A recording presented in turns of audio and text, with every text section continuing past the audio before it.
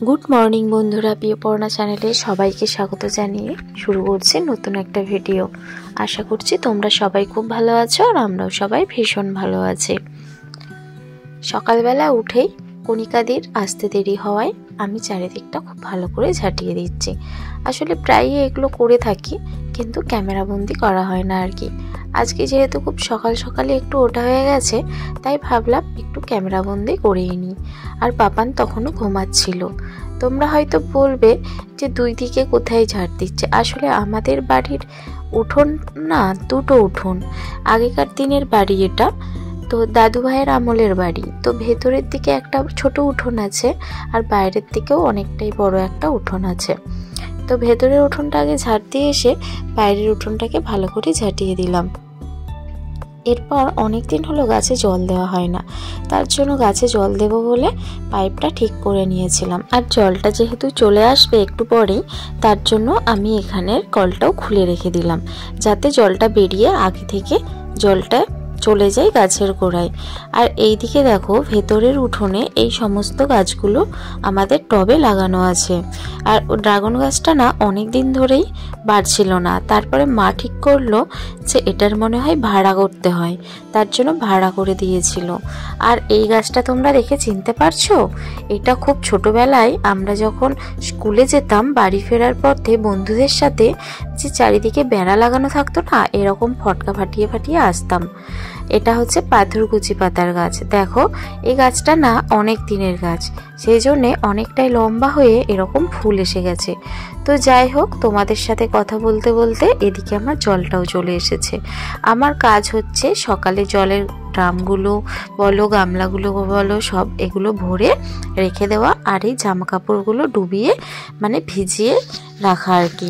কণিকাদি যেদিন আসে না সব নিজেই করে নিই, কিন্তু যেদিন যেদিন আসেন আমি এই কাজগুলো এগিয়ে রেখে দিই কণিকাদির জন্য। তো যাই হোক, কণিকাদি চলে এসেছেন একটু পরেই, আমি আমার কাজগুলো করে দিয়ে এইদিকে চলে এসেছি জল দিতে। আর এই গাছগুলো না সব মা আর বাবির হাতের লাগানো। যেহেতু মা বাগানে আসতে পারেন না এখন, মায়ের পাটা একটু চিটফাট হয়ে গেছে, তার জন্য আমি এখন যতটা পারি দেখাশোনা করি, মাঝে মধ্যে জল দিয়ে দিই। আসলে পাপান ছোট, আমারও এইসবের নেশা ছিল প্রচুর আগে, আমি গাছ লাগাতে খুব ভালোবাসতাম। তো এখন না আমি দুদিকটা সামলে আর এই দিকটা আসতে পারি না, তার জন্য মা বাবি গাছগুলো লাগিয়েছিল। আর এখন যেহেতু গাছগুলোতে সেরকম ট্রিটমেন্ট হয় না, সেই জন্যে শুধুমাত্র জলটাই দিয়ে দিই। তারপরে জল দিতে দিতে বাবি স্নান হয়ে গেছে, বাবি এবার বেরোবেন আর পাপাও উঠে গেছেন। তার জন্য বাবিকে টিফিন দিয়ে দিলাম আর মায়ের জন্য বাবির জন্য সকালে চাটাও করে দিলাম আর পাপাকে একটু দুধ বিস্কিট খাইয়ে দিলাম। এরপর আবার চলে গিয়েছিলাম গাছে জল দিতে, কারণ এই বাগানটা পুরো জল দিয়ে ওই সবজি বাগানটাও জল দিয়েছিলাম। একদিন তোমাদের আমি সবজি বাগানটা ঘুরিয়ে দেখিয়েছিলাম। তো যাই হোক, জল দেওয়া তাড়াতাড়ি শেষ করে ঠিক 8টা থেকে 8:30টার মধ্যে আমি স্নান করে নিয়েছিলাম। স্নান করে এবার আমি পুজো করেও নিচ্ছি। সকাল সকাল না এই স্নান করে পুজোটা করে নিলে যেন মনে হয় অর্ধেক কাজ হয়ে গেল। আর এই পুজোটা করতে না আমার অনেকটাই সময় লেগে যায়, কারণ গোপালকে স্নান করানো প্লাস দুটো শিব ঠাকুর আছেন তো ওনাদের স্নান করানো, আবার রাধা কৃষ্ণের একটু যত্ন নেওয়া। তো যাই হোক, সব মিলিয়ে একটু দেরি হয়ে যায়। তো যাই হোক, আমি চলে আসলাম ঠিক প্রায় 9টা 9:30টার সময়। তো এখন এসে প্রথমেই আমি আমার থাইরয়েডের ওষুধটা খেয়ে নিচ্ছি। তো সকাল থেকে অনেকটাই তাড়াতাড়ি উঠেছি বলে তো আমার না অনেক খিদেও পেয়ে গেছে, তো তার জন্য আগেই আমি থাইরয়েডের ওষুধটা খেয়ে নিলাম। এরপর আমি বিছানাটা গুছিয়ে নেব। তো যাই হোক, অনেকক্ষণ কিছু খাওয়া হয় না আর জলটাও খাওয়া হয়েছিল না, তার জন্য জলটা ঘিরতে গেলাম কি মানে আগে আমার ওষুধটা গালে নিয়ে নিয়েছি। জলটা আগে গালে নিয়ে তারপরে ওষুধটা দেওয়া উচিত ছিল, কিন্তু আগে ওষুধটা দিয়ে দেওয়ায় আমার গলাতে ওষুধটা এমনভাবেই আটকে গেল, গলাটা না প্রচণ্ড ব্যথা হয়ে গেল। আর এই ব্যথাটা অনেকক্ষণ পর্যন্তই ছিল। তো যাই হোক, আগে যদি এটা ভাবতাম তাহলে আর কাজটা করতাম না। অনেক কাজই আমরা যদি আগে থেকে ভেবে সেই কাজটা করি তাহলে সেই কাজের আর ভুল হয় না, সেই রকমই হয়েছে আমার অবস্থা। তো যাই হোক, বিছানাটা গুছিয়ে নিলাম আর এক্ষুনি তো আমার সোনা বাবা এসে সব কিছুই ঘেটে দেবে। তো যাই হোক, তবু একটা গোছানোর মতন গুছিয়ে নিয়েছি। এবার চলে যাব আমি অন্য কাজে। পাপান যখন হয়েছিল তখন এই ছোট ছোট টাইপ কাঁথাগুলো মা করে দিয়েছিল, তো সেই কাঁথাগুলো এখন অনেক সঙ্গ দেয় আর কি। তো যাই হোক, এই মাথাগুলো না এই শীতের জন্য অনেক ঠান্ডা ঠান্ডা মনে হয়, তার জন্য আমি মাঝে মধ্যেই রোদে দিয়ে থাকি।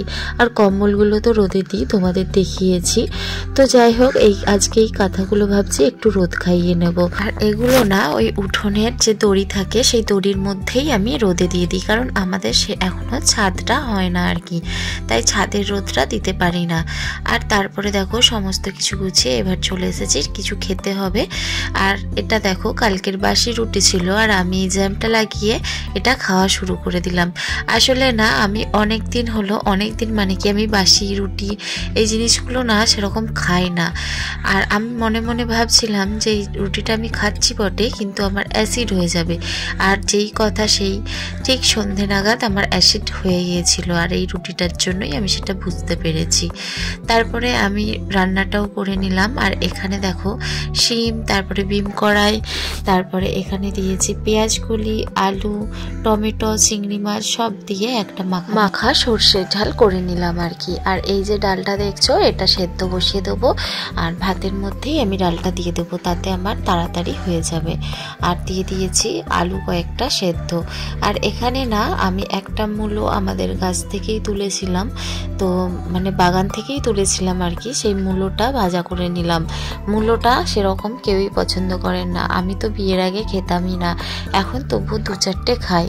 আর দেখো এই সমস্ত কিছু মাখার জন্য আমি লঙ্কা ভাজাও করে নিয়েছি। আর এখানে সব আমি কি রান্না করেছি সেগুলো তোমাদের দেখিয়ে দিচ্ছি। আর এখানে এক্সট্রা করেছিলাম আমি ভোলা মাছের ঝাল। তো যাই হোক সব কিছুই দেখলে। আর এদিকে দেখো ভাতটা আমি উপর করে দিয়েছি, আর ওখানে আছে পাপার ঝোল। আর আলু সেদ্ধটা আমি এখন থেকেই মাখিয়ে রেখে দেবো। এখন চলে যাব আমি উঠোনের মধ্যে। আর উঠোনে না আজকে রোদটা বেশ সুন্দর, তার জন্য আজকেও ভাবলাম একটু কম্বলগুলো রোদে দিয়ে দিই, সেজন্য কম্বল রোদে দেবো বলে তাড়াতাড়ি করে চলে গেলাম। আর আমি তো তোমাদের প্রথমেই বললাম যে আমাদের কোনো ছাদ নেই, তার জন্য আমি উঠোনের মধ্যেই দড়িতে সমস্ত কিছু রোদে দিই। আর এই কম্বলগুলোও আমি দড়ির মধ্যেই রোদে দেবো, তার জন্য দড়িটা আগে যেগুলো শুকনো হয়ে গেছে সেগুলো তুলে সরিয়ে রাখলাম। এরপর কম্বল দুটো দিয়ে দিলাম। এরপর মা আর বাবির কম্বল দুটোও নিয়ে চলে এসেছিলাম, এসে রোদে দিয়ে দিয়েছিলাম। আমরা মেয়েরা যতই ভাবি কাজ গুছিয়ে নেব তাড়াতাড়ি, যতই ভাবি গুছিয়ে নেব, কিন্তু দেখো কাজগুলো ঠিক যেন দৌড়ে দৌড়ে চলে আসে। দুধ বিস্কিট খাওয়ানোর পর পাপানকেও একটু খাইয়ে দিয়েছিলাম। এরপর তাড়াহুড়ো করছিলাম যে রান্নাটা যাতে কখন হয়ে যায়।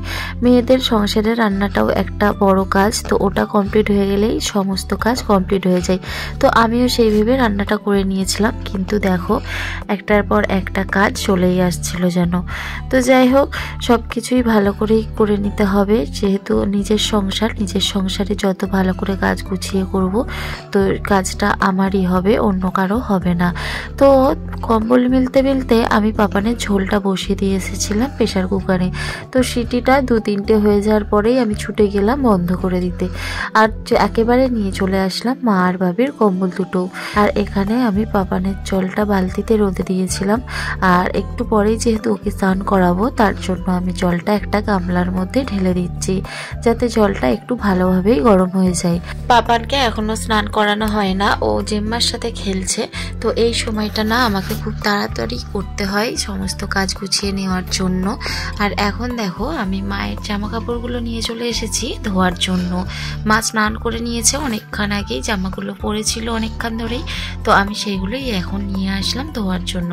আর পাপানেরও কয়েকটা জামা ছিল, সেগুলো আমি নিয়ে চলে এসেছি শুধুমাত্র ধুয়ে দেব। আর যেগুলো রোদ থেকে তুলেছিলাম ওইগুলো একেবারে রোদের মধ্যে দাঁড়িয়ে গুছিয়ে নিচ্ছি। যেহেতু শীতকাল তাই অসুবিধা নেই রোদের মধ্যে দাঁড়িয়ে গোছাতে। এরপর জামা কাপড়গুলো একটা জায়গায় রাখতে গিয়ে দেখছি এইখানটা অনেক দিন ধরেই ভাবছি যে গোছাবো, কিন্তু গোছানো আর হয় না। তো আজকে ভাবছি একটু সুযোগ আছে, এখানটা একটু গুছিয়ে নিই। আমাদের ঘরে না কোনো যদি জিনিস অগোছালো থাকে সেটা হচ্ছে জামা কাপড়। এত অতিরিক্ত জামা কাপড় আমাদের ঘরে সবার, তো সেগুলোই অগোছালো হয়ে থাকে। তো আমাদের শুধু বাড়িতে না, আমার মনে হয় সব বাড়িতেই শুধুমাত্র জামা কাপড়গুলোই অগোছালো হয়ে বেশি পড়ে থাকে। তবু যতটা পরিমাণে গুছিয়ে রাখার চেষ্টা করি। আর এই যে বই খাতাগুলো বেরিয়েছিল টেট পরীক্ষার জন্য, আবার সেইগুলোকে যত্ন করে তুলে দিতে রাখলাম। তো এখন এগুলো আর সেইভাবে দরকার হবে না, কারণ টেট পরীক্ষা অনেক দিন আগেই হয়ে গেছে। এখন একটু ফল খাওয়ার সময়, আর এই ফল টল খেয়েই বাবাকে একটু স্নান করিয়ে দেব। তো যাই হোক, আজকের ভিডিওটা এখানেই শেষ করব। তো আজকে পুরো দিনের ভিডিওটা দিতে গেলে ভিডিওটা অনেকটাই বড় হয়ে যাচ্ছিল, তার জন্য আর ভিডিওটা বাড়ালাম না। আর ভিডিও ভালো লাগলে একটা লাইক করে দিও। টাটা।